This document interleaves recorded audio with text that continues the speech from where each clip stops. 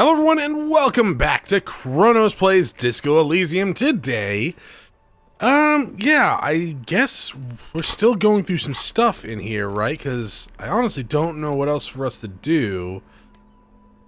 We already looked at Great Innocence, we already looked at this. So I guess the only one left is the board game.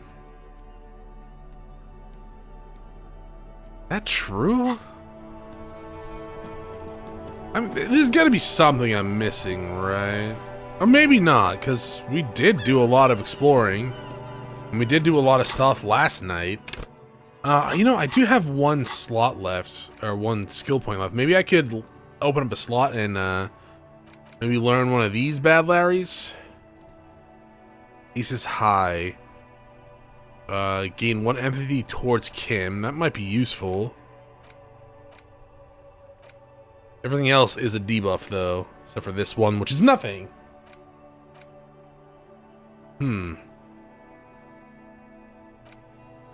really don't know. I know I could look it up, but...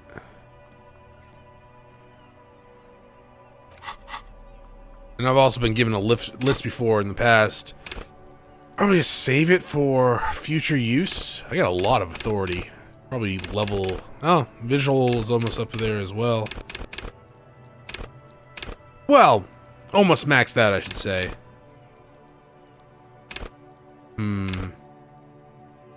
Yeah, I guess we're good for right now, right there. I guess let's just play the board game, yeah? In your hands, you hold a brand new copy of the game, Suzerainty. It's snugly wrapped in a skin of plastic. Definitely rip that plastic off. The cover features a charming illustration depicting a mass of grinning laborers loading goods onto a ship, while a richly dressed administrator oversees their work. The exact location and time period are left deliberately vague, but it's clearly meant to represent the economic relationship between the Revacholian suzerainty and its many vassals. Okay, shake the box. The box has a nice heft to it. You hear the rattle of individual wooden tokens and feel their weight shifting back and forth. What treasures wait in store for you? Probably game pieces, I would imagine. Even before you open it, you can tell that this will be a meaty game of grand strategy and complex player interactions. Lovely. Remove plastic? The plastic wrap rips off as easily as a bodice in a tawdry historical romance. Open the box. There's a hiss as the lid slides off. Inside, you find a thick, full-color rulebook and more than a dozen pouches of various wooden components. Hey Kim, you wanna play? The lieutenant looks over the rulebook before he sees something that makes his eyes go wide. Holy shit. The average playing time for this game is 1 to 6 hours. So we're talking like HeroScape length here, huh? I'm not sure we can afford to set aside that kind of time for a game. Read the rulebook. Welcome to Suzerainty, a game of economic strategy for the whole family. The rulebook is sumptuously illustrated and thick as a Gradian novel. Economics are more like, what? Plunder and exploitation. The history seems problematic, but it's important to teach kids basic economic. Just keep reading. The instructions are open. Not everything has to be a thing. Right? Many concepts you're not familiar with. Fortunately, there are many diagrams and examples throughout. You soon figure out the basic conceit. Each player represents an administrator for the suzerain of Revachol. Your objective is to increase the suzerain's wealth and renown by accumulating victory points. How do you accumulate victory points? That's where the suzerain's vassals come in. The game features 4 vassal nations, each one home to an economically important resource. Okay, I haven't played HeroScape in a long time. Resources from vassals where it was really fun though. They may then rearrange. It could take forever. Contracts for coin and bonuses, or build structures back in Revachol. How is the winner determined? The actual scoring system appears infinitely complex, with a series of tables and appendices required to compute each player's final victory point total. You skip that part for now. Okay, examine the components. You open up a number of pouches containing wooden tokens. There are also several punch boards with other cardboard components that will need to be punched out before you can play. All right, punch them out. Each cardboard token makes a satisfying tsk as you pop it out. Soon, a neat pile of cardboard coins and counters has accumulated before you. What? You're not going to offer to let me punch any of them out? Sorry, Kim. Kind of get into it. Check out the wooden In tokens. addition to the worker and building tokens used by each player, there are also several piles of colorful resource tokens, each representing one of the game's 4 principal resources. From the Empire of Safre, orange apricot tokens. From Ilmarat, the ancestral name of Ilmara, grey marble block tokens. From the Seminine Islands, white sacks of sugar tokens. And from Supramarine Sugar tokens? Sarah Maritza, Wait, are they made out of sugar? tokens for unprocessed Cocaine? Okay. Oh, those are nice. Huh. Put the components away. Hold the open game box before you. Ooh, I got you, Kim. Got 83%. Come on, buddy. What is detective work if not an elaborate game? You need logical inference, attention to detail, the ability to analyze your opponent's motives. All right, let's do it, Kim. I do feel like my thinking has become somewhat rigid. Maybe a little diversion to keep the mind limber is just what's in order. And it's almost 2 in the morning. Time stops at 2 in the morning. See? He's doing the hard work himself. All he needed was a little nudge. All right, you've convinced me. How do we play? I read the rules, so I'll show you. Explain the basic setup. Oh, thank God. procedures to I was lieutenants. worried you're going to actually make me do a choice. You each take your bag of tokens and counters and unfold the board between you. In the center is the crown of Revachon. Radiating outward are her colorful vessels, each one supplying some raw material desired by the suzerain. Apricots from Safre, archaeological treasures from Ilmarat, sugars from the Seminine Islands, and magenta cocaine from Supra Muindi. Magenta cocaine. There's also a neat little log to keep track of your progress in Did- case you need to put the game away. Did the lights and just return change to it in game? later. I thought it was like a flicker or something there. The lieutenant goes first. He draws a contract card and moves several of his workers to the Safre territory of the board, and the others to the Seminine Islands. All right, detective, your turn. You have a few options available to you. Will you try to fulfill contracts right away, or rearrange your workers to maximize production on future turns? Well, I don't see rearrange the worker as an option. I get you'll let your workers rest for a while. Maybe that's rearranging them? I want to maximize my production, though, so let workers rest. What? It's the very beginning of the game. Your workers haven't even done any work yet.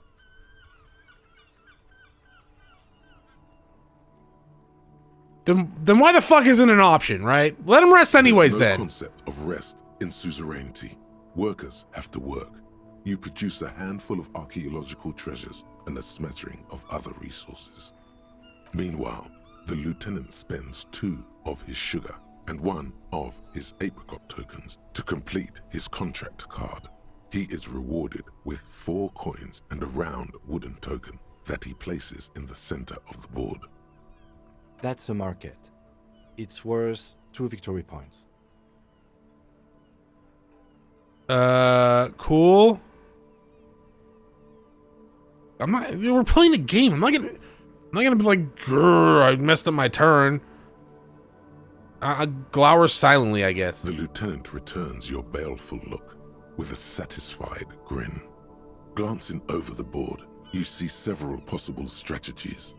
Pressing more workers into service would increase your economic output and help you to survive a possible conflict with the lieutenant. Or you could ignore your labor supply and focus on fulfilling contracts for points. I guess press workers now that I rested them. What do you do? Press more workers into service. Using your powers of persuasion, you convince more workers to join your cause. Or else. After several turns, your worker tokens greatly outnumber the lieutenant's. A vast army of expendable labor is at your command. Good. Yes! Gaze upon my workers! Too bad investing in your workers just isn't worth many points. Oh, well, Take a look at the shit. scoring tables in the back. You see in Table 8C that investing in territorial infrastructure multiplies your final victory point total by 1, which is to say not at all. Whereas erecting monuments in Revachol gives you a multiplier of 5. So you're saying I should treat my workers like disposable labor? Yes, precisely. Now it's the lieutenant's turn to respond.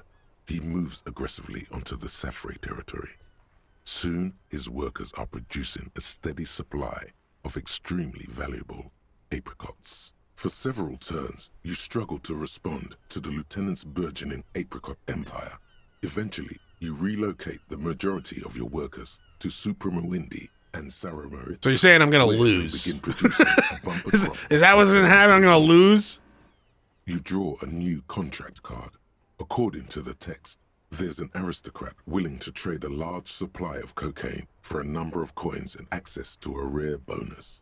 Amplified music worth 7 victory points. I like that. You know, this isn't unlike the situation the historical Revacholian suzerainty faced in Safre in the middle of the last century. Encyclopedia, you have given me no useful information recently, so why the hell would I listen to you now? I mean, tell me more. The But suzerain still. was looking for new markets for all the cocaine it was producing, and it settled on Safre.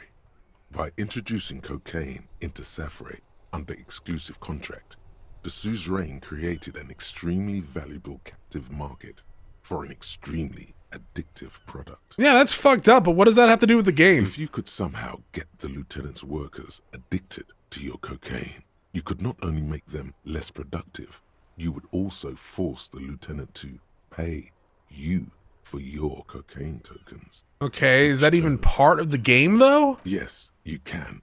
It's right there in the rules. Sweet. You've reached a critical strategic juncture.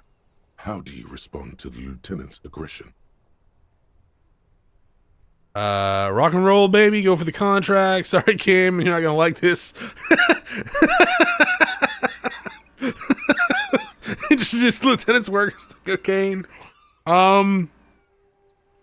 We need victory points, right? So go for the contract, I think.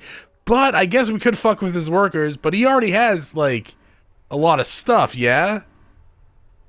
So rock and roll, baby! It takes several turns, but you slowly begin accumulating the cocaine necessary to complete the contract. When you do, it practically rains cardboard coins on your side. Oh, stack the coins in a neat little pile to annoy the lieutenant. Despite your conspicuous display of wealth, the lieutenant still has a formidable store of coins and resources.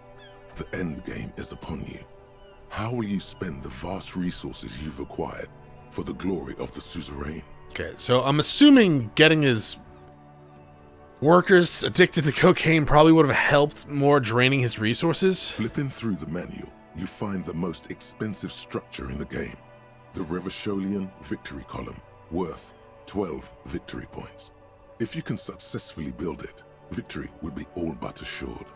Alternatively, you could try launching a trade war to crush the lieutenant's economy, or you could blow all that money on a public education system for your worker tokens. The choice is yours.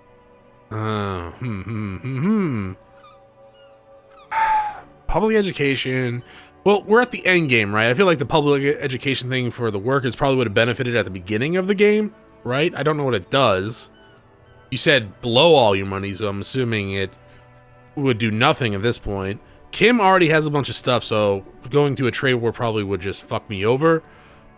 With the almighty Revachol, I guess? Building the ultimate structure requires diligent economic planning, Fuck. which you completely fail to do. Rather than build a glorious monument to Revachol's economic superiority, you have to settle for a handful of post offices and school for the blind. That's still pretty good. A risky gambit, detective. Sorry it didn't pay off. Guess I should have gone for a more consistent strategy. Might have helped, yes. Now, let's tally up the scores, shall we? Computing the final scores is almost a game unto itself. You each spend an inordinate amount of time making stacks of coins, consulting tables, and struggling with basic addition and multiplication. Relatable. After double... Actually, that's not that relatable. you have your final score. When it's basic math, I'm pretty good at it, right? 15 victory points. The suzerain will not be impressed. I've got 26 points. Damn it. Don't be glum, detective. There's always next time. Figuratively, I mean. There's no way we have time to play this game again. Yeah. Now, let's clean up and get back to work. I mean, it's 2 in the morning, so bye. Oh, that was fun. Hopefully that does something for us in the future, because we did just spend like a couple hours on it. Well, I'm not gonna lie. I kind of thought I had more stuff to go over. But I guess we did a lot of it last time, huh? We still need to find a boombox. And maybe 2 turntables and a microphone. But I don't know where it's at. Yeah, that was clever. I liked that. That was good. I'm good. Yeah. Pat myself on the fucking back for that one. Oh, god damn it. All right. Oh shit, that guy. You think he's still there? I totally forgot about that guy. Oh shit.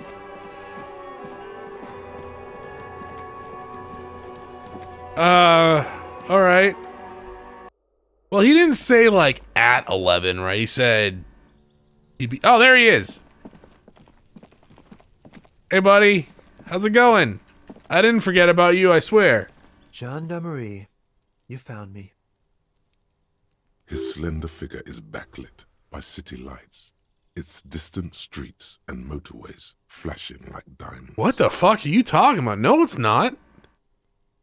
He's leaning against his door/wall. It feels like a Friday. He seems to be in a good mood tonight. We found the key. Beautiful.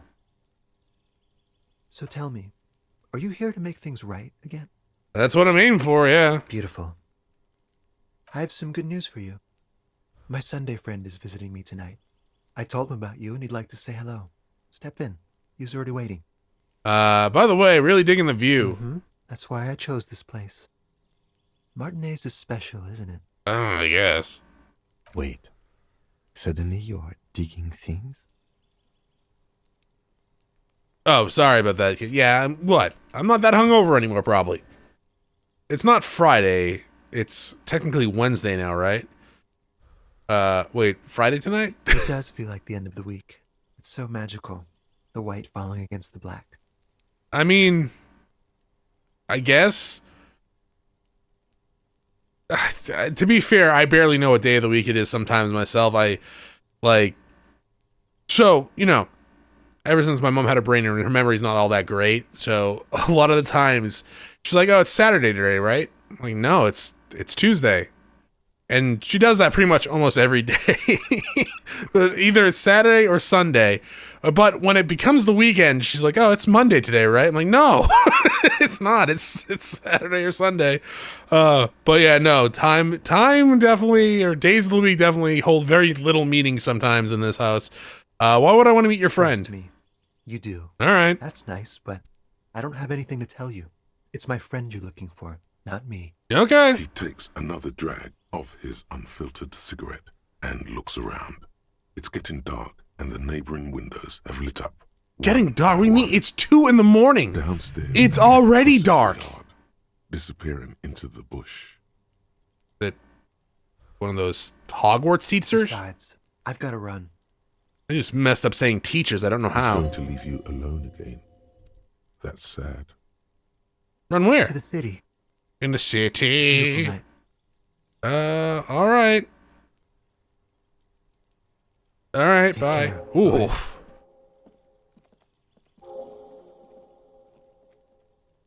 Sure. And he's gone again. Looks like it's becoming a theme for him. There's something different about him. I can't put my finger on. Different, of course. Why is his shirt always unbuttoned? His shirt. Sure. His shirt. His shirt. No, I don't know why his shirt is always unbuttoned. Come on, detective, let's go. We've got a potential witness to interview. his Sunday friend. I feel like something just went over my head and I'm not sure what it was. Hello? Oh, we're gonna get so many pennies. Well, it's like more like dimes, right?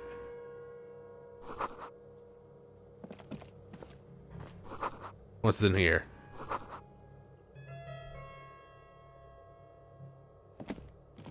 What? Okay, that's not... Dude, I wasn't talking to you. I'm going through that guy's stuff. Someone is always watching... Oh, God. I mean, that's probably true in this game, but still.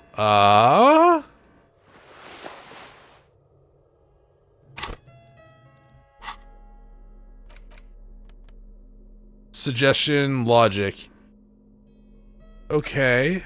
The hell, a tawny cone-shaped hat looks like the beacon of a Sumerian wisdom, and straws sticking out like antennas. Thank God you can't really see people's reaction when they see you strolling around with this incredibly insensitive headpiece. I mean, yeah, I'm not gonna put it on. It doesn't really give me anything. I guess if I need to check a logic thing at some point.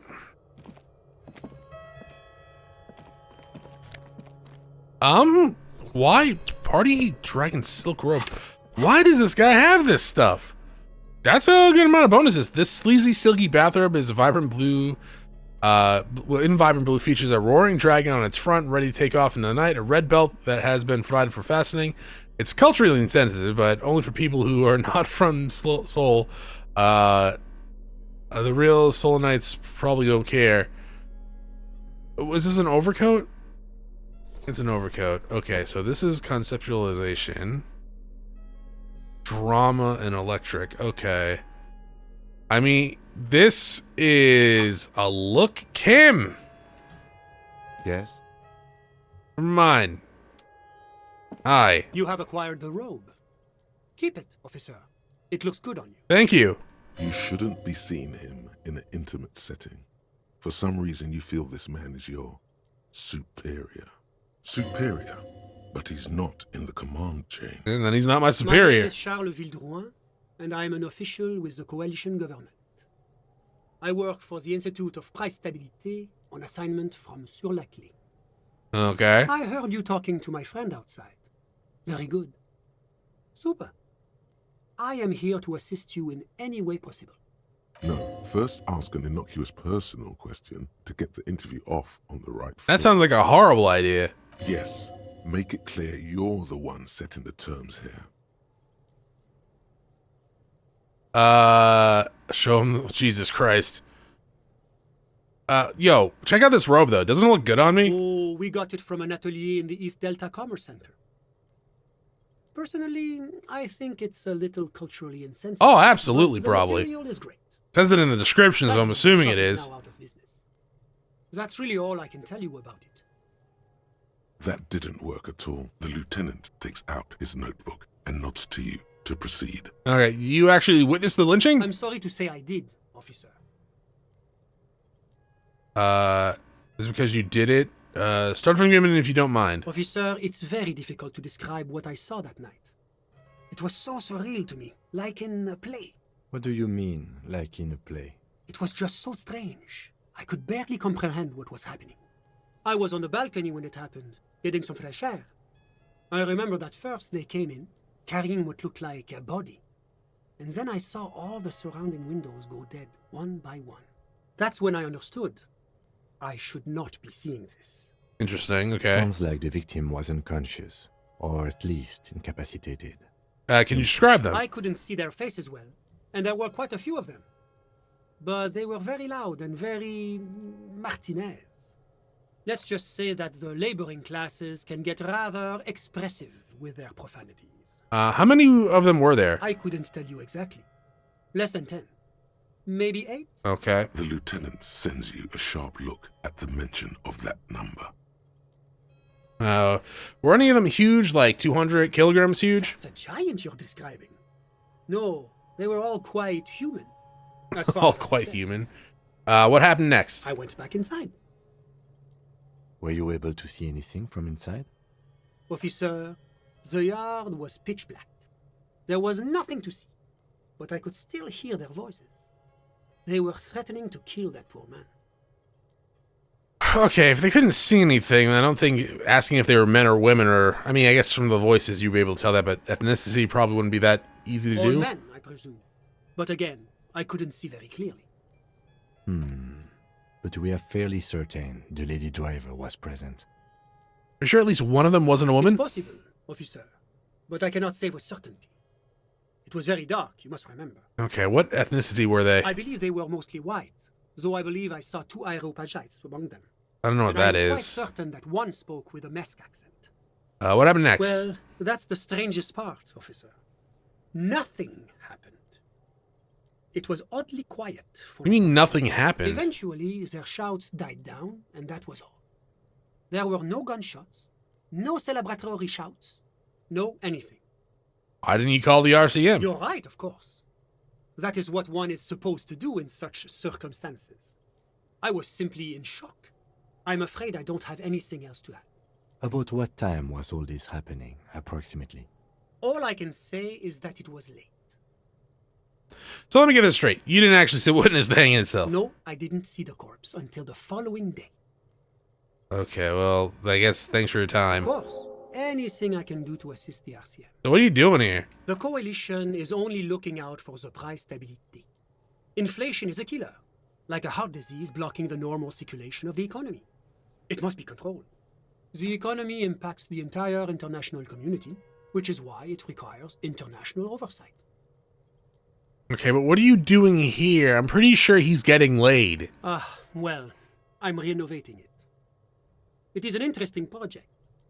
The building used to be a 12-story skyscraper before the cannons took the top 4 stories off. This, of course, happened when the coalition forces landed here. You could say I'm undoing some of the material damage the international community caused when we arrived here. Okay, you're a bureaucrat? Yes, as I said before, I am a commissioner from Sur-la-Clé working for the Institute of Price Stability. Wait, Oh, isn't sorry, did you actually keep an talking? I thought you were Institute done. Of price stability, is there? Or maybe there is.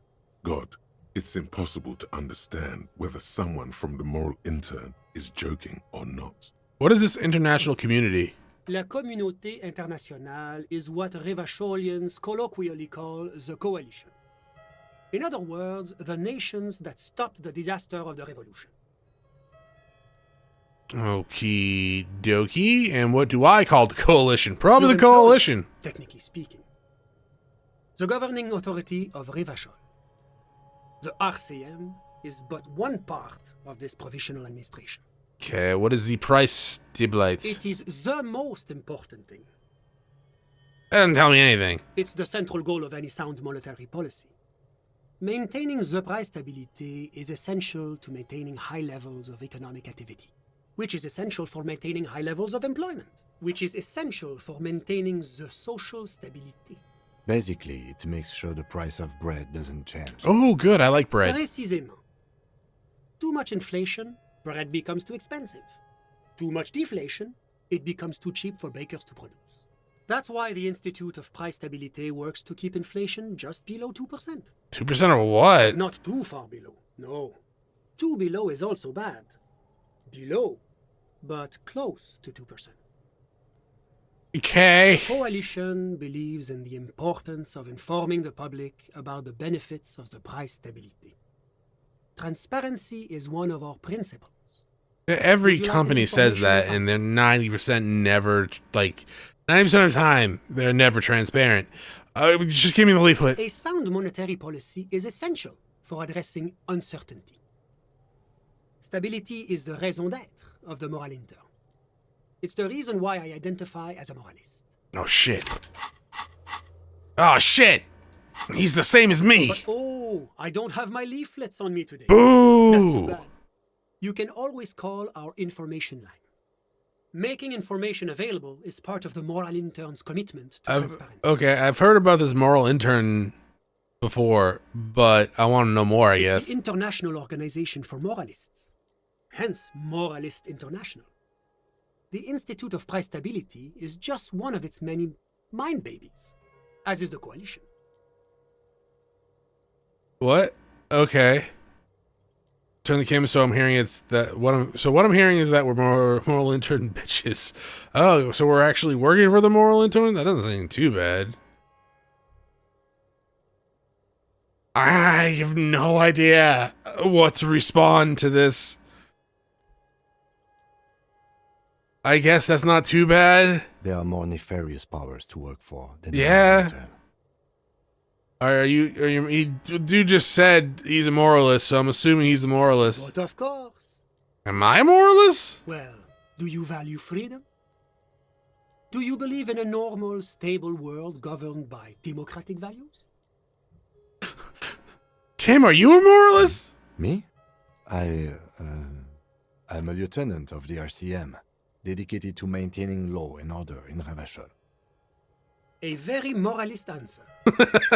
The lieutenant is practiced in the art of putting on a show for one's superiors. Martinez doesn't seem normal or stable to me. Martinez? No. Martinez is something else. What about the rest of Revachol? Is part of the normal world? Revachol is generally... Also, I love that interaction a second ago. It's led by an interim government, which means it hasn't yet achieved full democracy. This is the whole mental visual of my character going like, are you a moralist? Am I a moralist? And then just turning to Kim. Kim, are you a moralist? But they are working towards it. You're all doing very well here, relatively speaking. It's like every time I'm talking to people, I choose option D. None of the above. Is that moralism? I mean, I wouldn't call that moralism. I was more the calling that they're giving me fucking options that I don't want to choose. I don't think I'm a moralist. Moralism sounds incredibly boring. I want some action. Moralism is the ideology of foreign occupiers. Revachol must be governed by revolution. Yeah, okay. Democracy is a meaningless sham as long as the work class is under the boot heel of the capital. Okay, this is what I'm talking about here. None of these are things that I would want to choose in any conversation. Like, if this was reality and a fucking prompt appeared in front of my head to pick something to reply to someone with, and it was these, I'd Alt F4 out of that conversation as quickly as possible, because that is just not a good conversation topic that I want to be a part of. Like, what the fuck? I guess option D, baby. Is this option D usually the most reasonable answer? Yeah, everything else is super extreme. It's like I'm living with a bunch of lunatics. And honestly, that's not even just the game saying that. Sounds like you're a moralist indeed, my friend. Welcome. Moralism is all about compromise and achieving the achievable. It's pragmatic, realistic, and level-headed. An ideology for doers. Are you a doer, my friend? It looks to me like you are.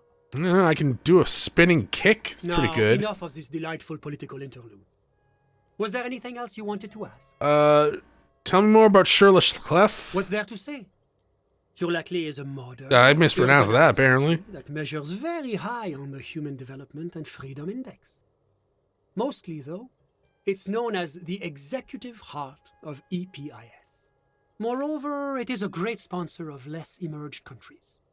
Revachol is only one of its many darlings whose progress it supports and cherishes. What makes Revachol that? Because a great percentage of Revachol's culture hails from Sur-la-Clef.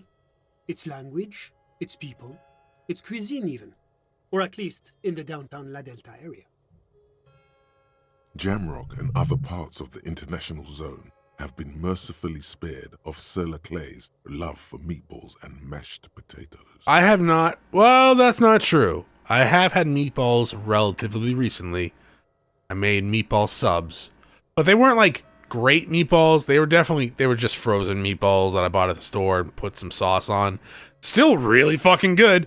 But yeah, if you want like a really, really good meatball sub, you gotta make that shit from scratch. But I don't have the time. So let's talk about something else. Whatever you wish, officer. Tell me about your friend, who I'm assuming, judging by this robe that I'm wearing, is a prostitute. Ah, my friend.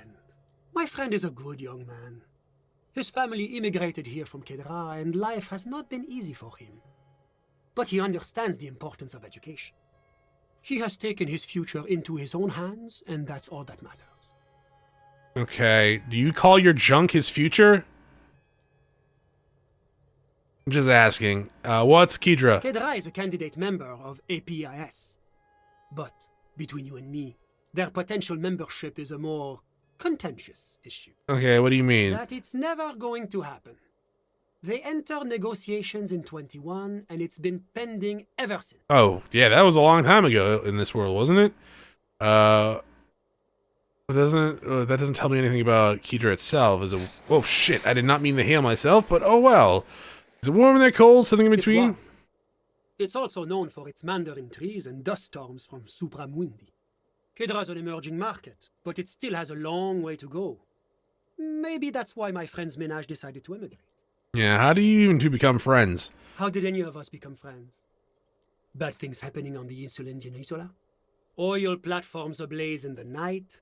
Civil wars lasting for years? Finally, the international community is forced to step in. Yeah, I have no idea what you're talking Au about. contraire, it's how millions of people end up where they are, meeting the people they meet. It's how I came here, and my friend too. Okay, so you haven't told me anything about him. Sorry, who? Your friend, the smoker, the prostitute guy. But I told you, officer. He's a bright young man here to pursue his education. Education is the foundation of our future, especially the arts. It is a cornerstone of our civilization. So all you can tell me about him is that he's here to study the arts. He's deeply enmeshed in the study of the fine arts, yes. Which arts? The dark arts? He's a truly free spirit. He likes all the arts. Perhaps graphic design, printmaking, who knows? The world is open wide for a talented youth like him. You doing it in his apartment by yourself? I'm just enjoying the view. Isn't it rude for your friend to leave you alone like We're this? old friends. Nothing's taboo between us. He comes and goes. I'm sure you'll see him around. He's very active.